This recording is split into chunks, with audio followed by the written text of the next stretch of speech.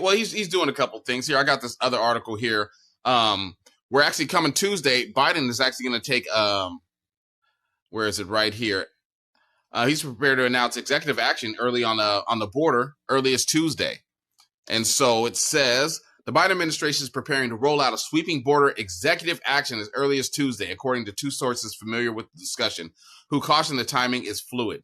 For weeks, the administration officials have been working through an executive action that would dramatically limit migrant ability to seek asylum in the U.S. southern border, part of a strategy to try to give President Biden the upper hand on one of his Republican rivals' key campaign issues.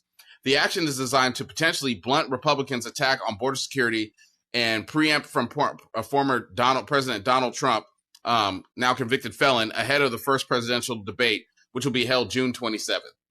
They're going back to what is it? The F1 or 212F between port of entry to try to clamp down on unlawful border crossings. And the whole thing is the reason the border bill failed is because Donald Trump told the Republicans not to pass it so he could do it next year. I mean, at the end of the day, it seems like Biden's trying to clean up his closet right now. Yeah. As far as with the hopeful, Israeli deal. And then at the same time with this right here, now doing executive order action at the border, which, I mean, he could have done this already. Yeah. He could have. I understand he's trying to create a bill, something with much more teeth to it. That was something that's way more longer lasting, things that he can go. It's more of a comprehensive kind of a bill. But I mean, it feels like a cleanup act for me. Yeah. And it's like, at least you're doing something. It's smart to do it. At least you're trying. I mean, you're trying to save your campaign at this point. I mean, a lot of stuff has happened this year. A lot of stuff. And so for me, it's like, yeah, the border deal should have been done.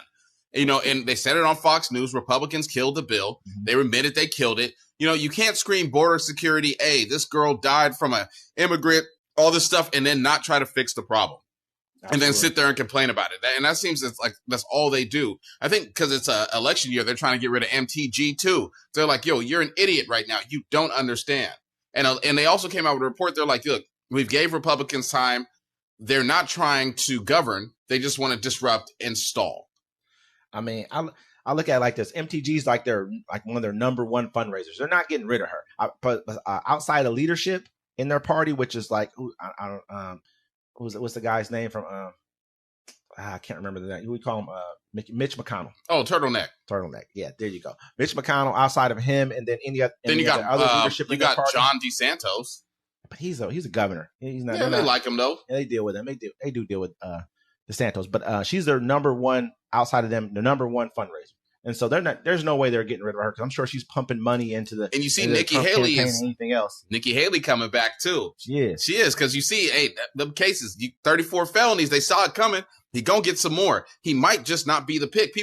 I think he is. I think the smart move, if I were him, even though he kind of almost dogged her out, might be to go with Nikki Haley as his vice. Well, what he did, he knew she's a threat. That's why he sent her to go be ambassador, exactly, because he knew her power. That's what she was gone for 3 years. Imagine what ground she could have covered while she was here for 3 years, because he knew she was a threat. I mean, but the biggest thing is that she has a large constituency that's looking at not possibly even voting for Trump. There's a huge vote, like never Trump kind of vote that's running with her, and so that might be a smart move or somewhere within the cabinet, something that where she can kind of be closer to the campaign, because she wouldn't have just come back over and been like, okay, fine, I'm working with you guys, I'm gonna endorse Donald Trump if there wasn't something behind it. She waited that out. I think she endorsed him right just in case he loses it. Because think about it, he about to get sentenced before the Republican convention, and we were talking about this off camera, right? And I want folks to think about this.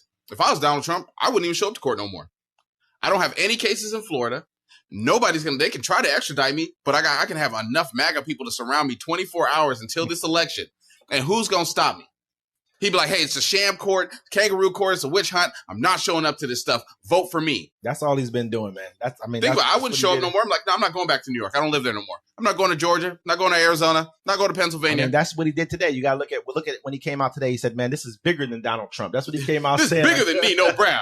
That's what he came out saying today. Basically, he said, he said on True Social today, he said, I'm a political prisoner of a failing nation, but I will soon be free. November 5th, make America great again. You look at Biden came out and spoke about this too. So, I mean, I don't think he's going to jail. Everyone we talked about this, I don't think he's going to jail. They're probably going to give him probation. I mean, some type of maybe house arrest, but probably not. Yeah, I mean, his stock tumbled, or it's like the stock prices for former President Donald Trump's social media platform, True Social, made turbulent swings in the aftermath of his conviction in New York court on Thursday. It says the immediate aftermath of the verdict, the stock price of True Social plummeted roughly 15%. It's already been falling already. I mean, it's really just it's an albatross. It's not even a real thing that they even looked at as a business. They knew they weren't making any money. I think they made like $4.5 million or something like that, or 4.5 million people were on it, and it just they're not really making any money. And the weird thing about politics is that Republican senators and Congress people and True Social and stuff, it's not that popular. It's just nosy Democrats commenting and being over there seeing what they're talking about. I think a lot of Republicans on that mug too, man. Think about it, bro. Like Mitch McConnell will post something, right? Mm-hmm. And you go into his comments, maybe like 10% of the people are praising him. The rest is people, I hate you. Look at your turtleneck. Put your shell back on. Wear a splinter. But you also look at like Fox News. You think those were Democrats watching Fox News? Yeah. No. There's a lot of people. Fox News, they should have been sued by the voting machine company should have sued them into oblivion and took them out of business. I'm just saying. I look at like today. You see the memes where they were like every news station. It's like Donald Trump guilty, Donald Trump guilty, Donald Trump guilty. It was like Fox News. These are the items Taco Bell's taken away from the menu. They tried to change the subject on it. Yeah. I'm telling you, man. Like right now, man, everyone they're galvanized by what just happened to him. They really feel like this has been rigged. They all do. They've been saying people are saying, he was prosecuted by the former president. No, he was prosecuted by a jury of his peers. There were 12 people on. Even one of the people on there only got his news from Newsmax and True Social. He could have said nah to all of it, and it would have been a hung jury. You know what I'm saying? He even agreed, bruh, no one gets 34 felonies at once. That you did everything. The last time someone got 34 felonies, it was a black dude that jumped over the bench and beat the judge up. Bro, that when they read off all that stuff they gave him, I said he ain't never gonna see daylight. I'm like this, man. On another, he flew. You remember that? He flew. He's like, huh. Yeah. I mean, they try. I'm a changed man. I realize I have mental health problems, and she's like, nope, still locking you up. He said, bitch.